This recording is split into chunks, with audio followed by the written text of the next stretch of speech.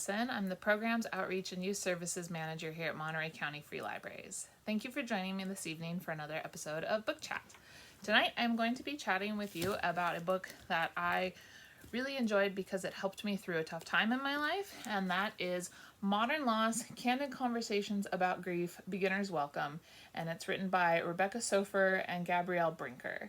And this is a really great book for anybody who is dealing with grief or working through a loss. It talks in great detail about different types of loss, but from the perspectives of people who have gone through the particular types of loss. And one of the things that I really liked about it is that it was divided up into different sections, and it was to address different kinds of loss. So there are sections about people who have lost their parents, people who have lost siblings, people who have lost a child. So it's not just a generalized help with grief book, but you can really focus on sections that relate to what you're going through. I read the whole thing. I was going through the loss of my dad at the time, but I read the whole thing, and it was interesting to see how these different people reacted to different types of loss. One of my favorite pages is titled Beep, People Say But Really Shouldn't, and I'll just show you the page. Blur out this. And it shows different things that people say, like, oh, they're in a better place, or like, things that people say with good intentions, but sometimes don't feel the greatest when you're actually going through the loss. And then ideas for what people could say instead to be more supportive. And I found this page really helpful for me at the time because I was having a hard time with people saying things that were well-intentioned to me, but felt a little empty. And this helped me to figure out what they were probably truly trying to say to me and reframe their condolences. The authors of the book experienced some huge losses in their life, and I'm going to read you from the introduction where they talk about their losses and what caused them to write this book. 3 years before a pivotal dinner party, Gabby, then 24, was in the newsroom of the community newspaper where she wrote obituaries, yes, for real, when she learned that her father Larry and stepmother Ruth had been murdered. The fatal connection, a frozen pipe, and a call to a local plumbing company which sent a methamphetamine addict with a long rap sheet to do the repair. That man would show up at their home about a month later amid a 4-day meth binge, intending to rob them. He ended up beating them to death inside their unassuming southwestern split level.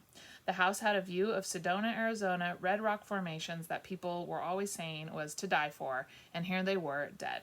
Two thoughtful, soulful, industrious humans with an energy, resolve, and sense of adventure that made them seem younger than they were, dead.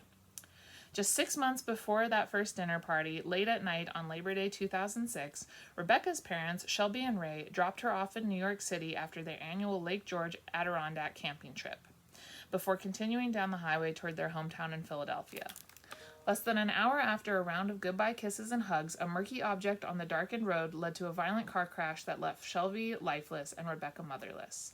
The accident was on the very turnpike that had always brought them safely back to each other. Barely 4 years after Shelby's death, Ray was on a Caribbean cruise trying to eke out something resembling enjoyment after losing the love of his life. Late one night, in his cabin, his heart gave out.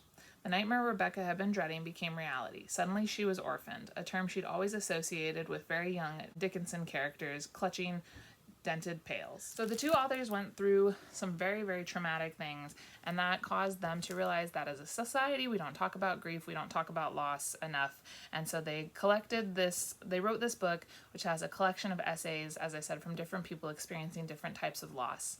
So there's something in there for everyone to relate to. There are some essays written by celebrities, or some people who are connected to really high profile murders and deaths and how they dealt with that. And it is just very, very interesting, very cathartic, and very therapeutic to read. There's a section in the back that goes into more information about each one of the contributors, so you can read that to learn more about the people who helped write this book. So if you've gone through a loss recently, or even not so recently, and you're looking for something therapeutic to read, this is a great, very, very approachable book that I recommend to anybody who is going through a loss or suffering from grief from a death.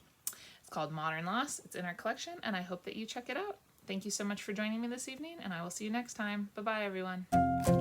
you.